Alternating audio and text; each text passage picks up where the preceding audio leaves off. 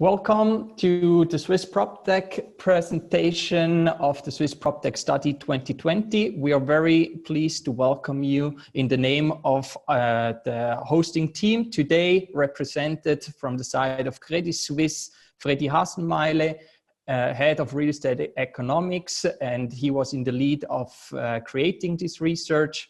And Gerald Krämer, he is the CDO of the global real estate from Credit Suisse Asset Management. From the side of Swiss PropTech, we are represented through Joanna Demkov.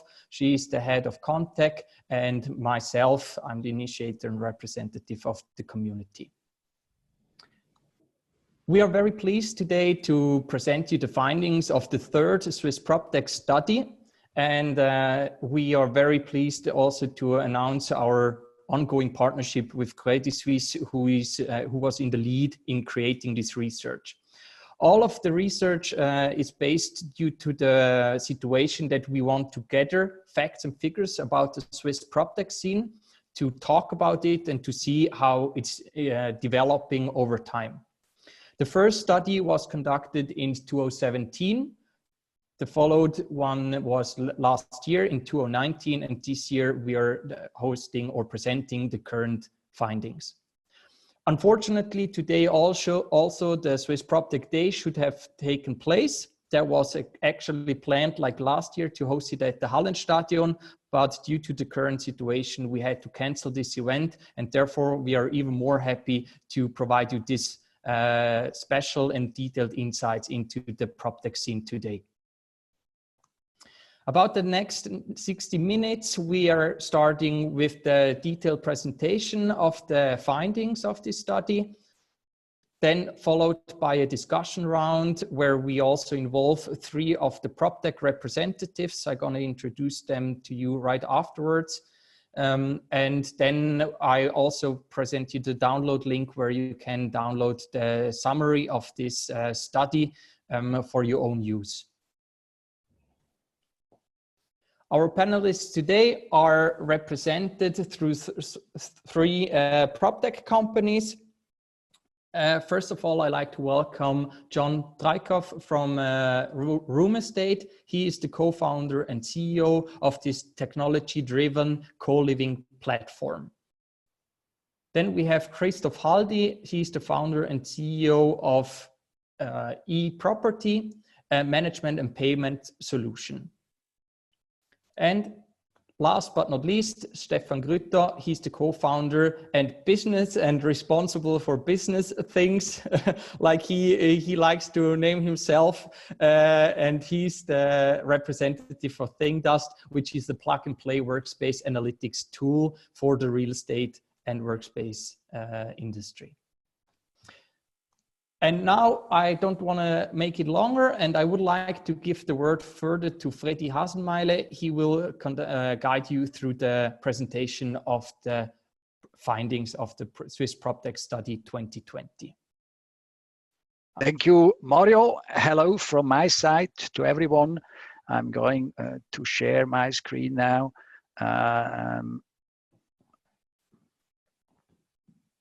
In order that you will see our slides that we have prepared. So that should be now the case, that you can see the slides. All good. Well, recently, already a number of publications and even online panels have discussed the consequences of COVID-19 for real estate. None of these has asked any question about PropTech. For Gerald Krämer and me, this was somewhat disappointing. Then PropTechs, they do play a vital role in the urgent transformation process of the real estate industry. We have asked ourselves, what are the consequences of COVID-19 for the PropTechs? Boom or bust? For some, COVID-19 has generated a higher demand for their products. For example, for those PropTechs that have technology allowing virtual visits to buildings. For others, COVID-19 has slowed down their business.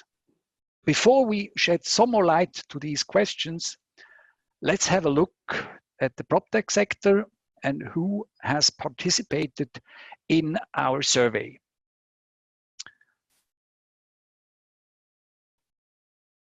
What you see here is the famous PropTech map Switzerland, collected by Heinz Schwitter. Big thank you to, at this point, to the man behind the map. We can witness that since a couple of years, there was a quite steep increase in the number of PropTechs. Then there was some kind of consolidation already to be seen during second half of 2018 and then 2019. And at the very recent dates, you see that there is again kind of an increase, but that has to do with the way they count. Since I think end of last year, they also count the ComTech property technology companies to the map, and that's why there we see an increase. At the very moment, we are standing at around the number of 270 PropTechs only within Switzerland. 1/3 of them has participated in the survey. This means we have quite a representative sample of the sector. And at this point, I would like to thank really everyone who has participated to that survey. Without your contribution, it wouldn't be possible to shed some more light to this important sector. If we have a look at who has participated in what kind of categories we can place them, then you see here with the dark green lines, these are the participants in the survey, and the light green lines, they show us the normal distribution according to the PropTech map Switzerland. So what we see is that the bit more technology-driven sectors like the marketplaces, software, smart building, IoT, that these categories, they are somewhat overrepresented in our survey. So we have some kind of a technology heaviness within the survey, but that might also be the case because a lot of the PropTechs are in the service sector, and I don't know whether this has been because they wanted to be there. Maybe some of them consider themselves to be more in the software or in the smart business sector. So overall, we can say we have a broad picture from the PropTech scene. And let's turn now to the results. First, we asked how strongly have the PropTechs been affected by the COVID-19 pandemic. And here you can see what they have answered. That was, we asked for as on a scale from 1, not at all affected, until 10, very severe affected. On average, we had a number of 4.3. So overall, we see that the sector has not been hit too hard. Almost half of the participants have answered 1 to 3. Nevertheless, with this average of 4.3, we cannot conclude that the sector is not affected at all. We also see that PropTechs that are more exposed to the B2C business have been somehow less affected. And vice versa, those that are more on the way in the B2B business, that there the effectiveness, the affectedness is a bit more clearly visible. Then we have also asked, or we wanted to know what kind of measures the PropTechs have applied shortly after the outbreak of COVID-19. And we learned that almost every PropTech has taken some measures. There is hardly anyone who has taken no measures at all. The majority of the PropTech has refrained from taking strong or drastic measures. For example, only 1% had to reduce the number of employees. There has also been a couple of ones which have been able to increase even the number of employees. We had 5% which said they implemented nevertheless a hiring freeze, and 8% answered that they introduced short-time work.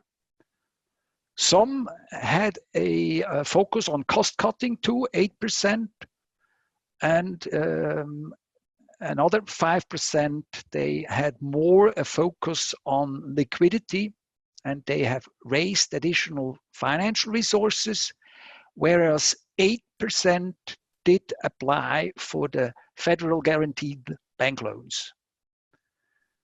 The most widely adopted measures were the top 3 ones.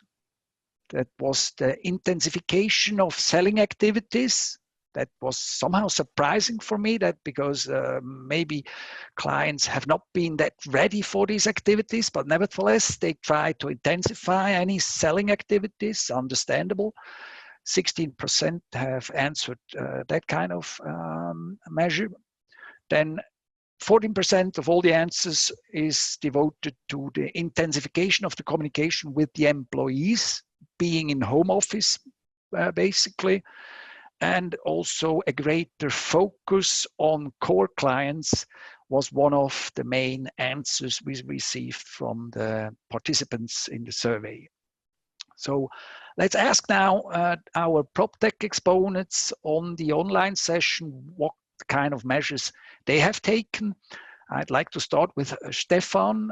How did you experience COVID-19, and what kind of measures did you implement? Thank you, Freddie. So at first it was for all a little shock. Only 5 mails from customers in the first 2 weeks after lockdown. We didn't have that since our foundation in 2017. As an immediate measure, we worked all from home, like a lot of the others, and we focused on the optimizing the product because the customers had definitely other priorities at this moment. But now we plan to strengthen the sales activities because we see new potential at existing customers, but also in the SME sector. So for us, it's also the first one, sales activities, strengthen it. Actually, this COVID-19 is kind of the first test for the young PropTech scenery, and interesting to hear or to learn that what you have done and how you have reacted. So I like to ask Christoph, only 5 emails from customers during the first 2 weeks? We have a little bit similar approach, so we have a little bit more or less communication with the final client, I would say. The first thing, like Stefan said, is we contacted all your staff, so we put them to work from home 1 week before the federal announcement. Then we started to implement, we strengthened the communication with the existing client to ensure and reassure them that we could do the work properly like before, that changed nothing. And then we use your technology to inform tenants also and to tell them what was the better way to use the product in this period. So for us, it increased the communication, of course, and our technology allow people to don't focus on intermediate and to have people external from the building to go to the building. So we managed to pass the wave of COVID in a great way, I would say. And now we see also the new sales activity and new interest in the market. So it's very interesting to have this feedback now. And how was your day then? You had to get up at 4 o'clock in the morning, and you ended the day at 10 o'clock in the evening. Was it intense these days? Yes, so the beginning was very intense because we have to set up everything very quickly. But with my incredible team, they've adapted very well, and the client perceived also very well the adaptation. Okay, team. We learned team is important. So let's jump to the next slide, to the next question we have asked. We wanted to know a bit about what has happened to the demand, to the revenues. We have already learned one or the other question from our PropTech exponents here in the online session. The question that we posed was, to what extent has demand for your product services increased since COVID-19? And it was right interesting to see. Actually, we already have thought that that some of them will maybe be winners of that situation. And as we see here, 41 report a decline, but only in a very few cases does this exceed the level of 30%. On the other side, we have 32%, which actually recorded an increase in the demand, meaning in the revenues. Also, only very small ones going higher than 30%. 15% were somehow in the middle, where we say, okay, that not so much a difference between before and after COVID-19. According to the survey, those who actually have been more on the winner side are the digital marketplaces and also PropTechs from the software, client relationship management and data management category. Those PropTechs in particular have benefited from higher demand. So maybe to what kind of groups do you belong? May I start with John? On what side have you been with your company? Well, being a two-sided product provider, on the one hand for the landlords and on the other hand for the tenants, we are a bit on both sides. From the tenant side, we felt a decrease in demand. We had in the first few weeks, as we have around 50% foreign customers, a decrease, obviously because they were geographically locked. We also had a few people who stayed longer then because they couldn't go back to the country, for example. So, but overall, that was definitely a decrease on that side. And on the other side, I'm feeling actually more demand from the landlords and from the administrations, because I think they feel the same overall, or some of them felt that, and we got reached out a bit more often than usually for our services and for potential partnerships. So on that hand, I think that was a winning, the winning part of our business there.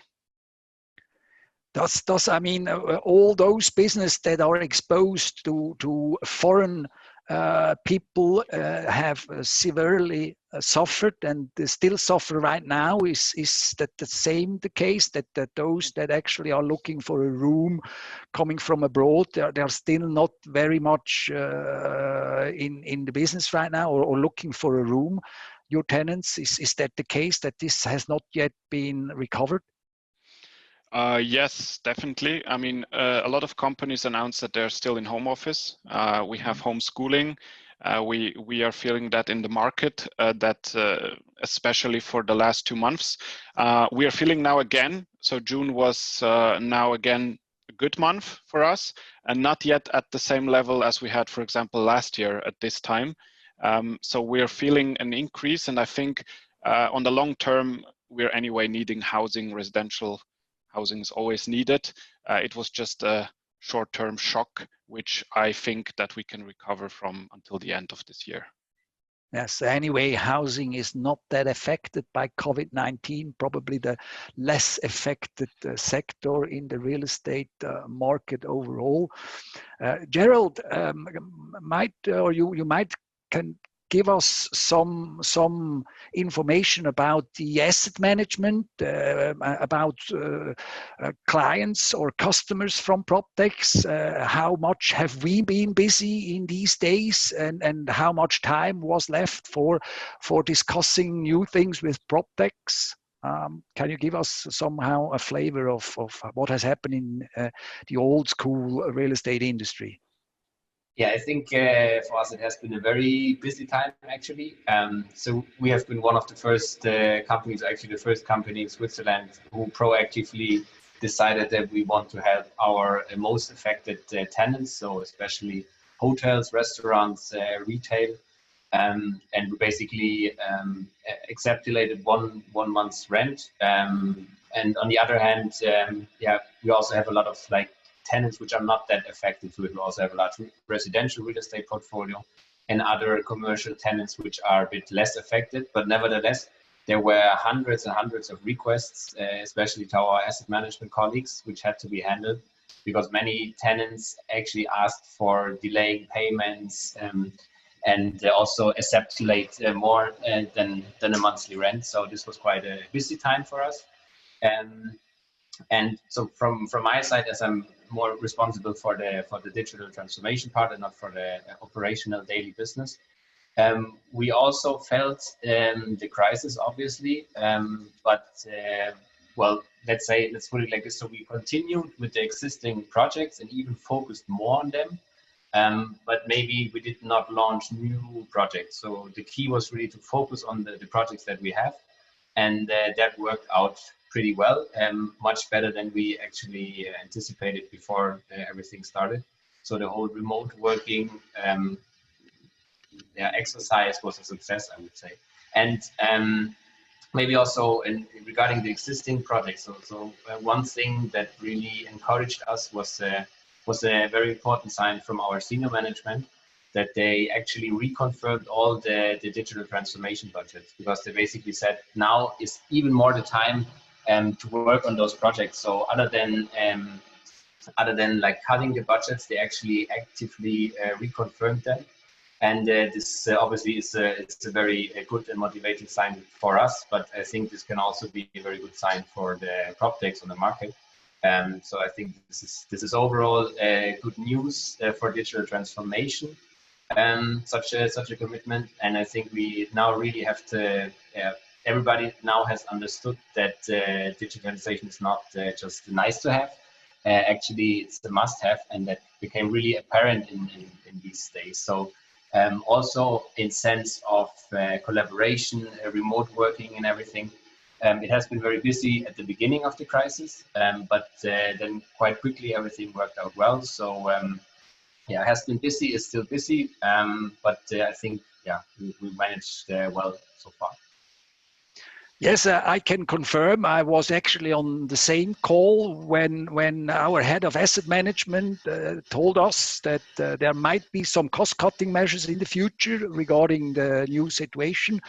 But he also said that our project of digital transformation, that there will be no Swiss franc less being spent on that area. And this, I think if other asset managers behave in the same way, this should be really good news for the PropTechs.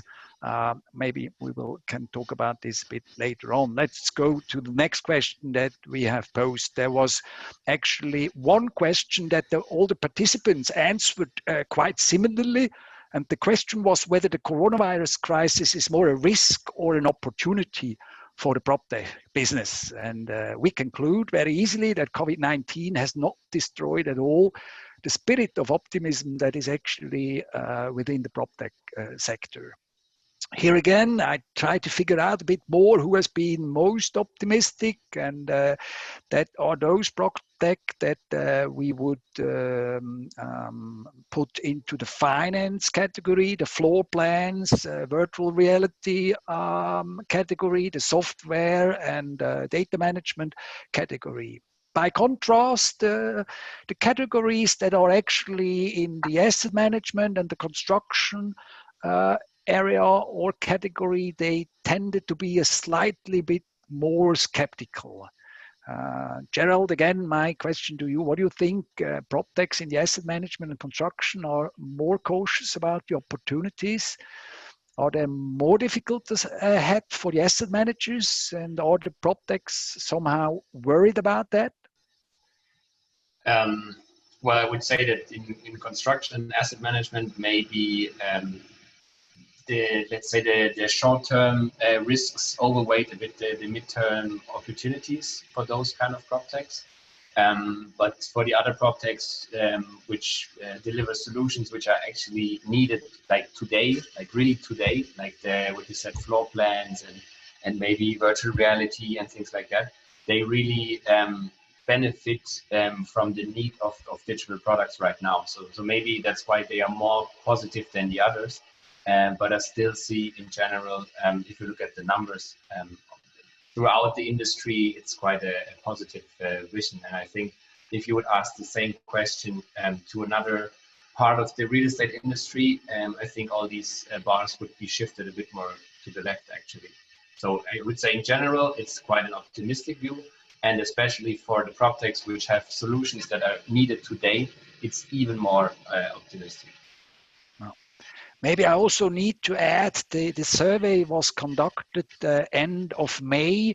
That is quite important in order to learn or to understand in what kind of shock the participants have been. I think end of May, we already learned that at this time the pandemic in Switzerland could be put under control quite successfully. And so maybe that's also one reason behind why this image right now is quite an optimistic one. I think that's, I mean, out of COVID-19, a lot of participants has also learned that digitalization is that much important, and a lot of companies have wished they would have done more in the past. And I think that's something that will drive the demand side for PropTechs in the future. The future seems to be quite bright for the PropTechs anyway. In the short term, there are maybe some challenges, though. The key question actually that is posed is how can PropTechs survive the short term in order to make it to the long term?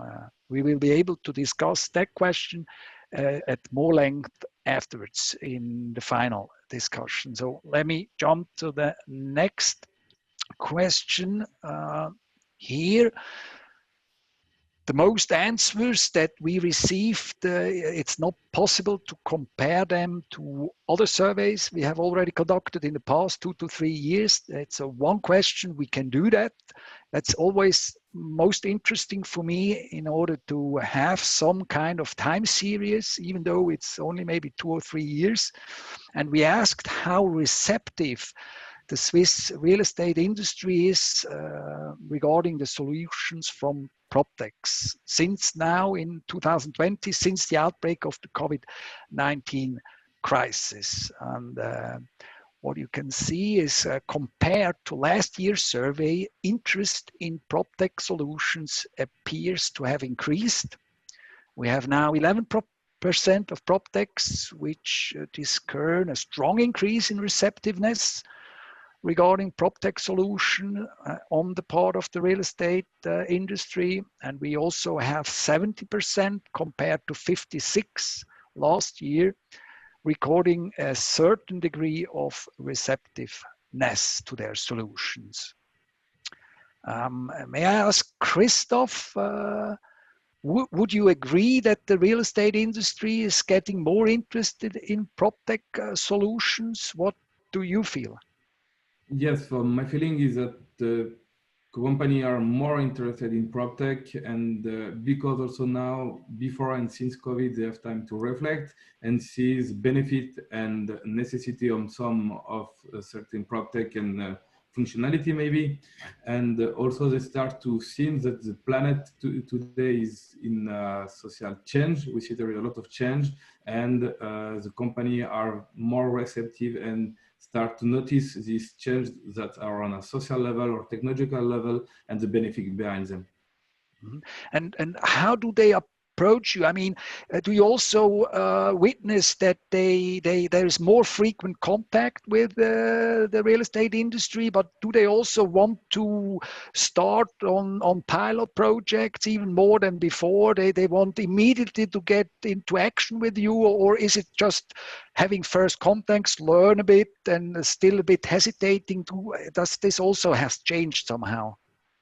So for me, the biggest difference is there is more and more word to mouth. People tell the other from company to other company to services to other services. So the word to mouth and the effect of presentation like this one, for example, starts to make people think about it. And we notice also change in the implementation, and people are willing to try the solution with pilot, for example. So we see a little bit, I think the percentile in the graph represent more or less what I feel on the market. At least there is increase in willingness to try pilot and to go this, but the most important modification is the word to mouth and people talking to each other from this sector. Okay, John, as a platform, you are probably not so much exposed to the receptiveness of the real estate industry itself, but that word to mouth thing might be also important for you because more maybe as a platform for your tenants, no? Yes, definitely. I mean, for the tenants, I think that is just the opportunity. It has always been that we enable something quite easy. So I think at the end for our tenants, it matters what the room is. And what was limiting us always is what we can offer with our real estate partners, because at the end they want to rent a room in a specific place. And what we felt now, as I mentioned before, we had more real estate companies being aware of that. And what we provide at the end is a boost for the whole process in rental, especially for our niche market, which is co-living and also tackling micro-living. So from that perspective, I see the Corona crisis as a boost on the whole process that I'm already feeling. I mean, a few years ago, we didn't have the chance to talk to a lot of companies. We wouldn't get like the chance to even talk to them. So we're getting that more and more. And I think now this really helped a lot to get awareness to them. And I'm looking forward now for the future because I think more and more companies will see the value in what we offer. What is in your business the more limiting factor? Rooms to provide or tenants? No, it's at the end, it's the rooms that we can, if we can provide the rooms, the tenants will follow because we are in a growing market, which is tackling the urbanization and digitalization. So we get more and more tenants, but without the rooms, without the offer on our platform, we basically do not add any value to the tenants, so they wouldn't come. Okay, let's have a look. Also, we tried a little bit to dig deeper and to see what has been behind these answers. We have the next slide is that's actually one chart which is not in the report. That's was one chart we just produced very recently. It should highlight a little bit what kind of categories do attract more interest right now than others. That are those categories, PropTechs from those categories that answered somewhat receptive or very receptive. And you see that yellow and green and dark blue is bigger than the rest, and these are the floor plan and virtual reality PropTechs, also software and data management, and even also marketplaces and the smart building category That's, if I see this correctly, that were those categories which actually experienced a higher receptiveness or a bigger receptiveness than maybe just the service sector that is bigger on the right hand side. Maybe Stefan, you are listed in the category services according to the PropTech map Switzerland. Do you consider to be in the right category?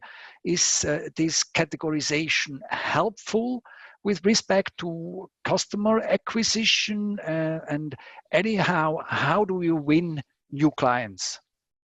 So first, the categorization is not always totally clear. For us, this category is appropriate because in the end, we offer the customer a service to get to know and optimize the usage of his space.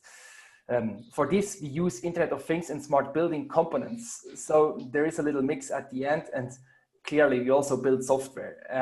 But at the end, I think the categorization is not the essential part.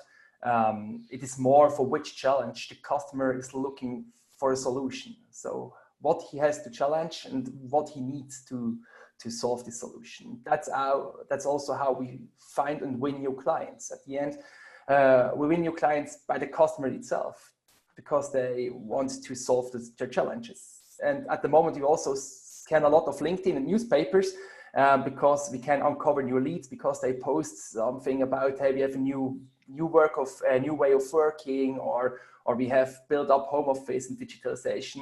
And we also work together with a lot of partners which want to offer the clients added values or innovations. And so with this service, we can help them to offer the clients this added values.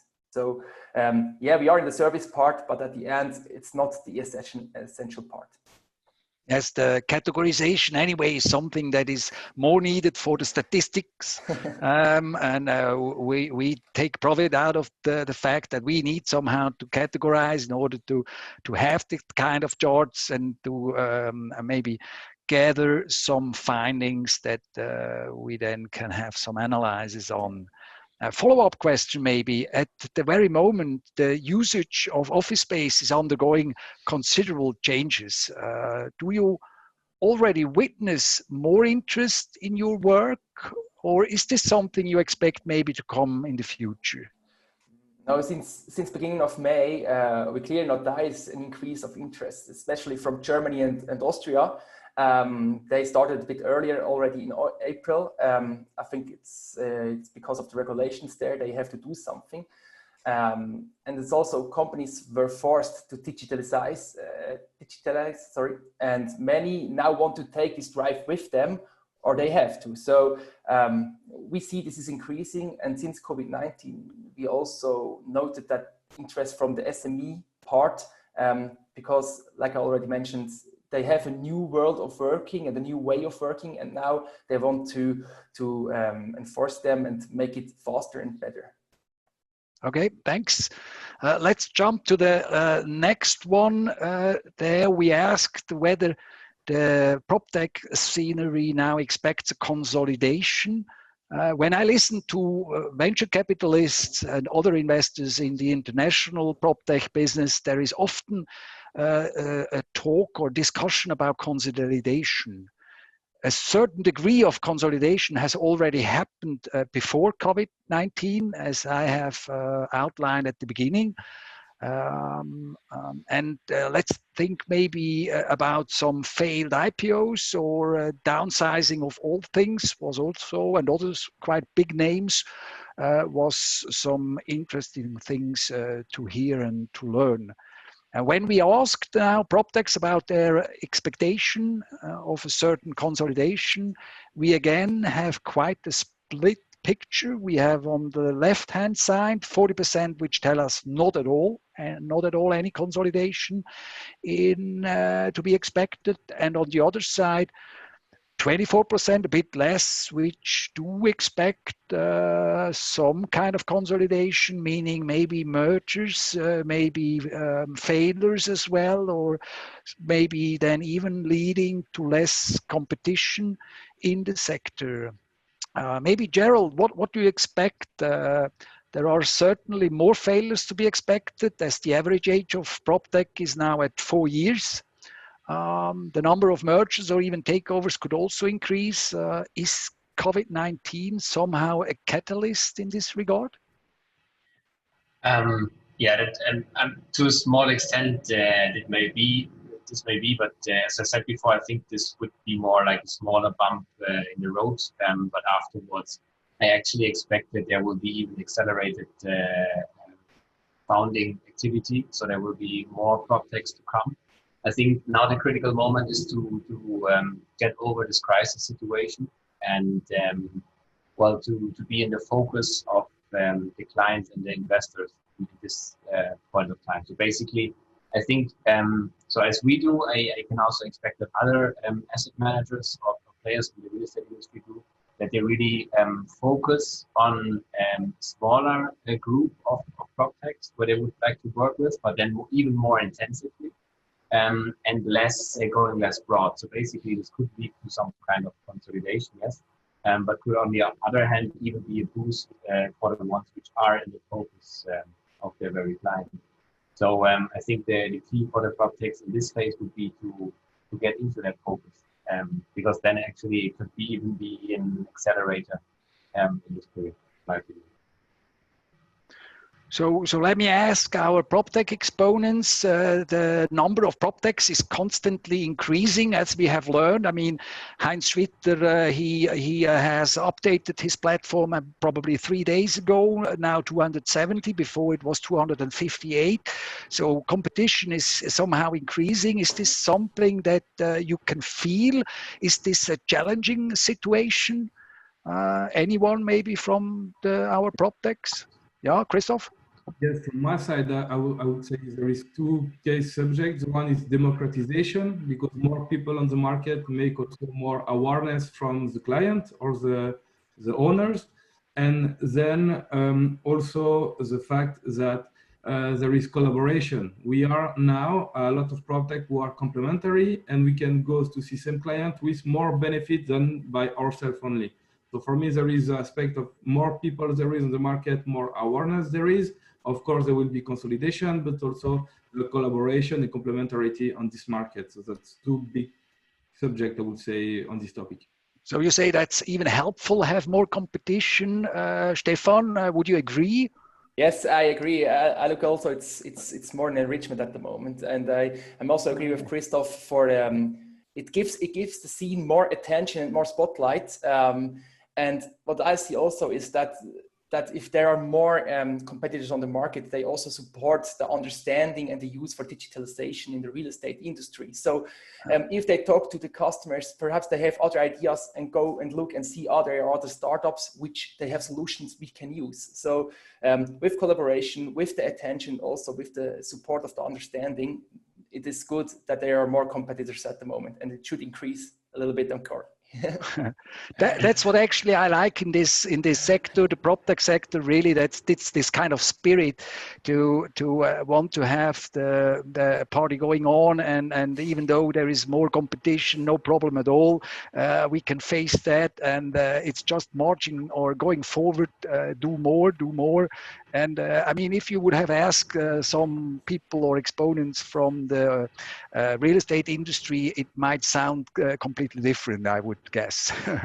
So let me see, is there anything else? Yeah, Gerald? So also from the side of the asset managers, it's really helpful if the PropTechs now start to collaborate even more, because in many cases, the PropTech solutions, they resolute like a part of the value chain, like a part of the problem. But sometimes it's somehow a bit of an island solution. It cannot be anything else in the very beginning of a company. But then it really helps if the PropTechs basically connect to PropTechs which are next to their business model, and then they can propose a more holistic solution. For instance, if you talk about a tenant platform, and then maybe the next logical step would be to have also the leasing process somehow solved with your solution. And if you say, okay, this is something that my solution cannot solve by itself, but then I would need a partner which I can connect to, and then we can go together to the client and propose a holistic solution. Okay, thanks for these insights as well. Let me jump to the last chart that we have prepared. We actually wanted to know about whether COVID-19 now changes something in your financing needs, because as we said, or as we find out, the period until break even now maybe becomes longer, and this might result in some kind of financing needs. 31% of the participants answered no, not at all. Seems not to be a problem. And 37%, but I need to start at 5 already, 5 to 10, which then signals some higher financing requirements. I mean, as I said, COVID-19 possibly extended the period until break even. Are therefore some financing requirements coming to the table? What would you say? Is that something that our exponents of PropTechs do expect? May I start with John? Is this something that you say, okay, we are going to see more needs, or you know, what would you expect? Yeah, I mean, definitely we'll have more. It depends, I think. For our business, where we are in co-living, I see that their financing needs might increase. That is something I could face. For other really technology, let's say you're in data science or whatever, you are developing a product, I wouldn't see why you would need higher finances, because in order to develop this certain product, you have some amount. It might be that it takes longer that you get customers.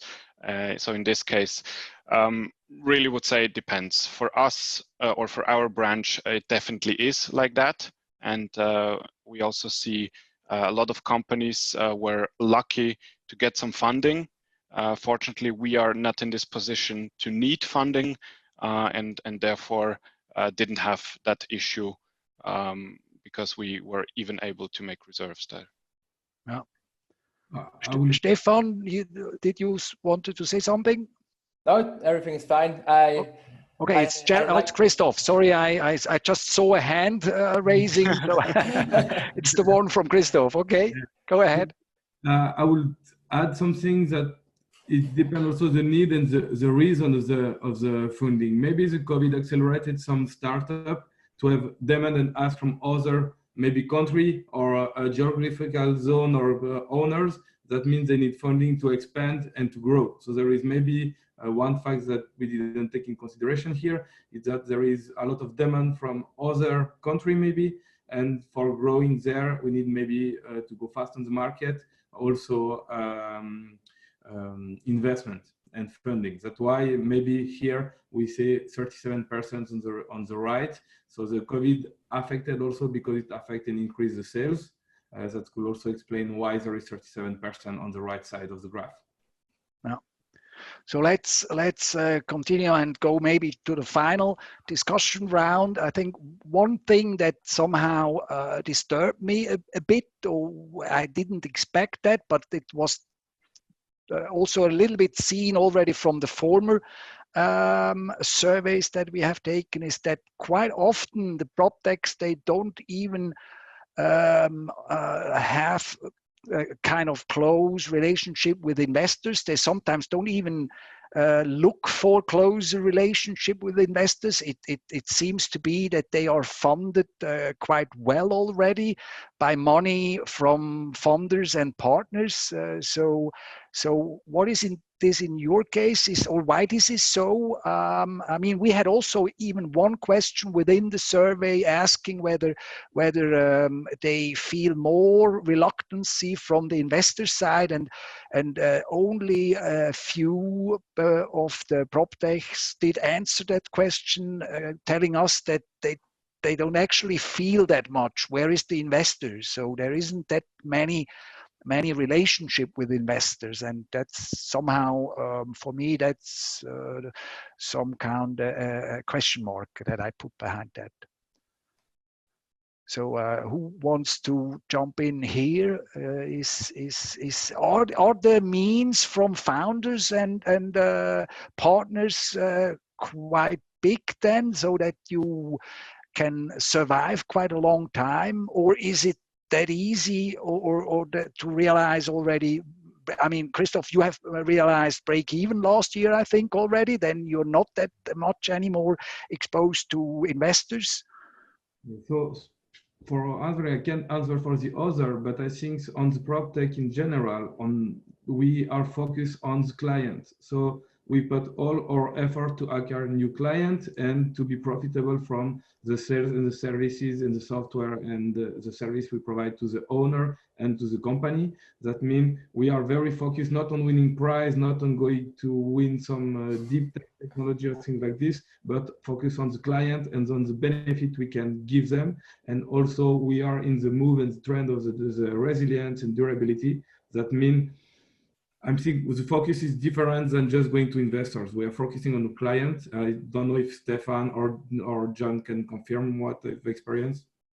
On our side, it's the same thing. So at the moment, I think that is still self-founded, and we are a startup with a bootstrap plan. So we try to increase with the revenue, and that's like Christoph said, we try to contact clients and also increase with the clients and projects. Okay, a lot of entrepreneurial spirit, and that's what I like. That sounds good.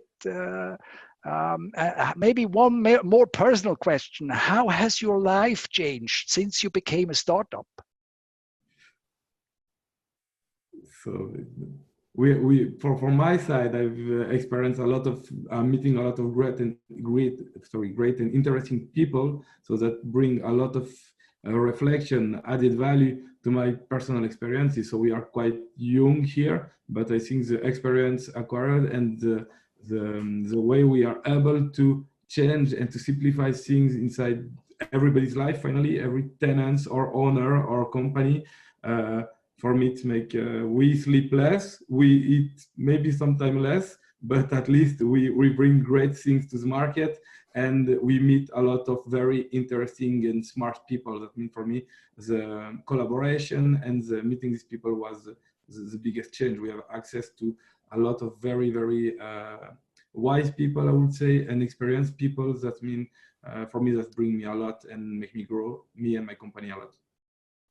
Okay, thanks a lot for this personal statement. Yes, that sounds interesting, and yeah, will probably result in others also trying to do their startup. I mean, if I compare with maybe 10, 15 years ago, hardly anyone wanted to start the business, and now we have a completely different situation. The young, actually, you are some kind of heroes of the young, and that's something that I'm very pleased with. Others, maybe, has your life changed somehow? Well, I mean, from my side, definitely. What you feel the most is probably that the workload is increasing very high, and what I feel is that the startup actually starts to shape your life at all. So basically, the whole day and everything is then really shaped by that, and that's what I'm feeling. Everybody knows, oh, John, yeah, that's the room estate guy. So at the end, that is definitely something that changed for me, but I think I also have never been that happy in what I do. And from that perspective, I can encourage only, especially if you're in your 20s, 30s, to give it a try.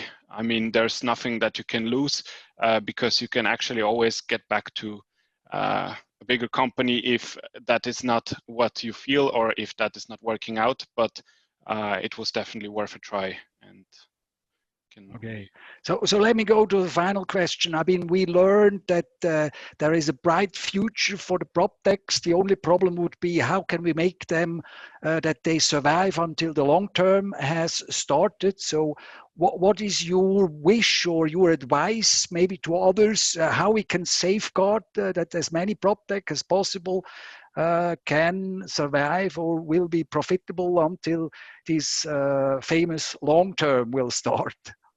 Who wants to start? Maybe I start with Stefan. For me or from my side, it's still from the industry for PropTechs, the openness for new solution and the willingness to invest time and resources, as well as to collaborate with startups and PropTechs, is still the key to success at the end. Okay. Anything from our side, maybe Gerald, some ideas that how can we help? Yeah, I mean, obviously, as I said, we are continuing with the existing relationships that we have, and obviously in each of those projects, it's really important that we can show some kind of benefit as well, so something tangible, not only on the very long term, but also maybe some short-term benefits.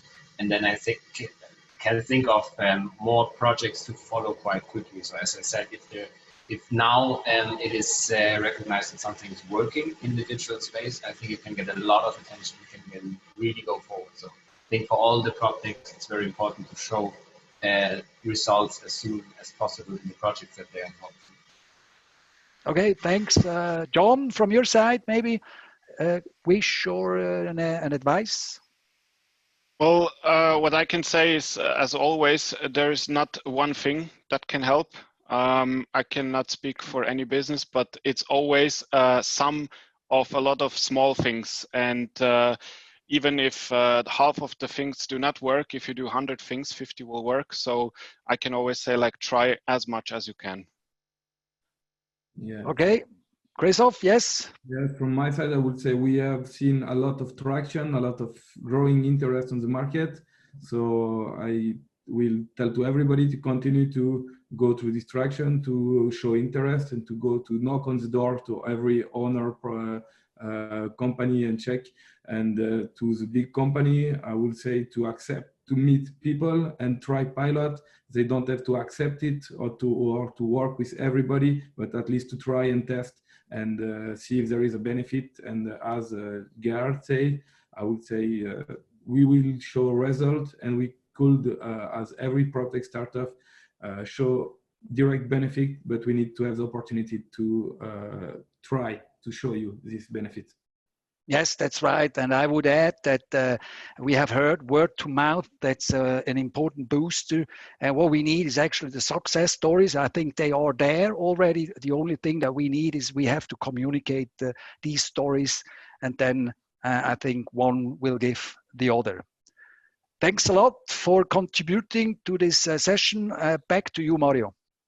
Thank you so much, Freddy. I think we had a great discussion and great insights into the results and findings of this year's facts and figures about the Swiss PropTech scene. There was one question rising from the audience. I think we're going to answer that right afterwards in a direct mailing to Marco Stutz. So feel free to reach out to us via our website, because we are running out of time, and I would like to present you the final screens and also the information where you can download the study. It's just shared with you through the link